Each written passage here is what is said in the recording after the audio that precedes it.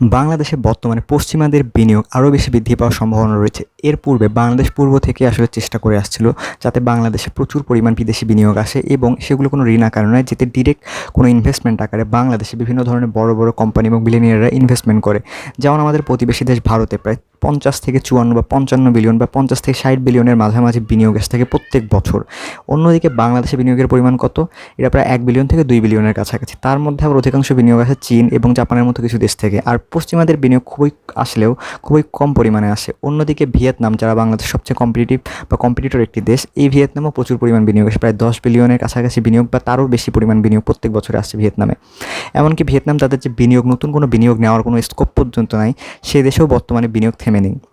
অন্যদিকে বাংলাদেশে ব্যাপক সম্ভাবনা থাকার পরেও বাংলাদেশের যে অর্থনৈতিক এবং রাজনৈতিক প্রেক্ষাপট আছে, এছাড়া বাংলাদেশে বিজনেস করার যে বিভিন্ন ধরনের সীমাবদ্ধতা আছে, এগুলোর কারণে মূলত পৃথিবীর বিভিন্ন দেশ বাংলাদেশে বিনিয়োগ করতে অনেকটাই বেশি সংকুচিত অনুভব করে। এ থেকে বোঝা যায় যে বাংলাদেশে বিনিয়োগ না আসার সবচেয়ে বড় কারণ ছিল তা হচ্ছে বাংলাদেশে বিজনেস করার পরিস্থিতি বা বিজনেস করার তেমন পরিস্থিতি নেই বা পরিবেশ নেই। ইচ অফ ডুইং বিজনেসে বাংলাদেশের র্যাঙ্কিং ইন্ডিয়ার থেকে অনেকটাই পিছনে থাকে, যে কারণে মূলত বাংলাদেশে বিনিয়োগের পরিমাণ অনেক বেশি কম আসে। যেদিকে বাংলাদেশে প্রায় 100টি ইকোনমিক জোন প্রতিষ্ঠা হওয়া থেকে শুরু করে বিভিন্ন ধরনের পদক্ষেপ নেওয়া হয়েছিল, তার পরবর্তীতে বাংলাদেশে বিনিয়োগ সেই হারে বৃদ্ধি পায়নি যতটা বৃদ্ধি পাওয়ার কথা ছিল।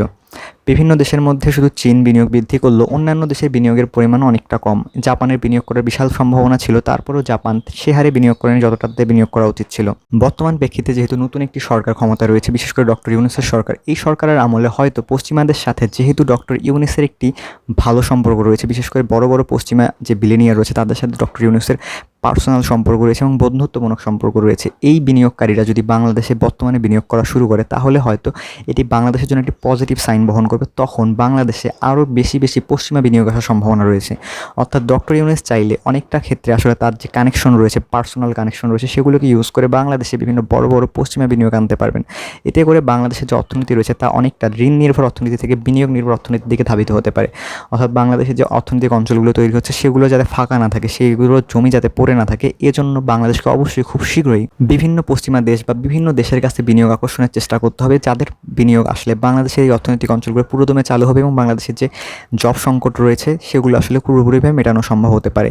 এজন্যই মূলত বাংলাদেশকে তাদের বিজনেসের যে পলিসিগুলো রয়েছে এবং বিজনেস করার যে পরিবেশগত সমস্যাগুলো রয়েছে, রেগুলেশন সমস্যা রয়েছে, চাঁদাবাজি রয়েছে, এগুলোকে আসলে পুরোপুরিভাবে সরিয়ে ফেলতে হবে আমাদের সিস্টেম থেকে।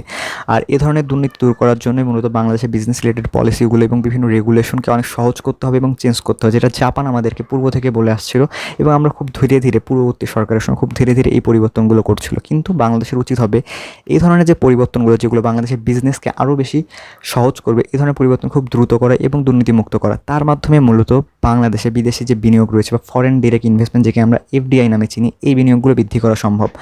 বাংলাদেশকে বর্তমান সময়ে যত দ্রুত ধনী হওয়ার কথা ছিল বা বাংলাদেশের অর্থনৈতিক উন্নয়ন যত দ্রুত হওয়ার কথা ছিল, তার থেকে খুব ধীরে চলছিল। আর সাম্প্রতিক সময় করোনার পরবর্তীতে বাংলাদেশের তেল গ্যাস রফতানি থেকে তেল গ্যাস আমদানির কারণে মূলত আরও ধরনের বিভিন্ন রিজার্ভ সংকট থেকে শুরু করে বড় বড় সংকট দেখা দিচ্ছিল এবং বাংলাদেশের ঋণের পরিমাণ খুব দ্রুত বৃদ্ধি পাচ্ছিল। আর এজন্যই বাংলাদেশের উচিত হবে বাংলাদেশের যে ফরেন ডিরেক্ট ইনভেস্টমেন্ট, এটিকে আকর্ষণ করার মাধ্যমে বাংলাদেশের রিজার্ভ সংকট থেকে শুরু করে সকল ধরনের সংকট আসলে মেটানো সম্ভব হতে পারে শুধুমাত্র ফরেন ডিরেক্ট ইনভেস্টমেন্টের মাধ্যমে। একটা দেশ যদি ম্যানুফ্যাকচারিংয়ে ভালো করতে চায়, তাহলে তাদের জন্য সবচেয়ে গুরুত্বপূর্ণ হচ্ছে বিভিন্ন বিদেশি বিনিয়োগকে আকর্ষণ করা। যেহেতু চায়না থেকে বিভিন্ন ধরনের কোম্পানিগুলো ইক্সট করছে বা বেরিয়ে আসছে, এরা খুঁজছে বাংলাদেশ, ভিয়েতনাম বা চীনের মতো ইন্ডিয়ার মতো কিছু দেশ চীনের বিকল্প হিসাবে বাংলাদেশ, ইন্ডিয়া এবং ভিয়েতনাম সবচেয়ে ভালো একটি অপশন।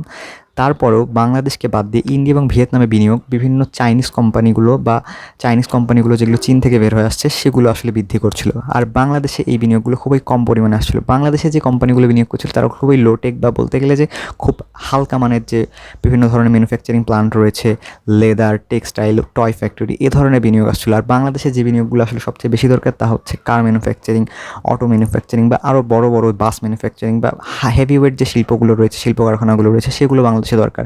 যেমন সেমিকন্ডাক্টরের ইনভেস্টমেন্ট, ইন্ডিয়া সেমিকন্ডাক্টরের উৎপাদন বৃদ্ধি করার জন্য তাইওয়ানের সাথে সরাসরি চুক্তি করেছে। তাইওয়ানের সাথে চুক্তির মাধ্যমে তারা ইন্ডিয়া একটি সেমিকন্ডাক্টর শিল্পের হাব হিসেবে গড়ে তুলতে চায়। সেমিকন্ডাক্টর থেকে শুরু করে বিভিন্ন ধরনের যে হাইটেক শিল্প প্রতিষ্ঠান রয়েছে এবং আইসিটি ভিত্তিক শিল্প প্রতিষ্ঠান রয়েছে সেগুলোকে বাংলাদেশে খুব দ্রুত আসলে বাংলাদেশে সেট আপ করার ব্যাপারে পশ্চিমাদেরকে আগ্রহী করে তুলতে হবে। তাহলেই হয়তো বাংলাদেশের ইকোনমি যে বর্তমান সময়ে যে ভঙ্গুর অবস্থায় রয়েছে বা শুধুমাত্র গার্মেন্টসের উপর ডিপেন্ডেন্ট হওয়ার কারণে বাংলাদেশ যে একঘেয়েমি একটি শিল্প উৎপাদন করে যাচ্ছে সেটি থেকে বেরিয়ে আসতে পারবে। এজন্যই মূলত ফরেন ডিরেক্ট ইনভেস্টমেন্টের পরিমাণ বৃদ্ধি করতে হবে। আর এখানেই ডক্টর ইউনূসের যে কানেকশন রয়েছে সেগুলোকে ব্যবহার করা যেতে পারে। তিনি যদি এটি করতে পারেন তাহলে এক্ষেত্রে বাংলাদেশের জন্য একটি বড় ভালো সম্ভাবনা রয়েছে বিভিন্ন ধরনের ম্যানুফ্যাকচারিং শিল্পে বাংলাদেশ এশিয়ার কেন্দ্র হওয়ার ক্ষেত্রে।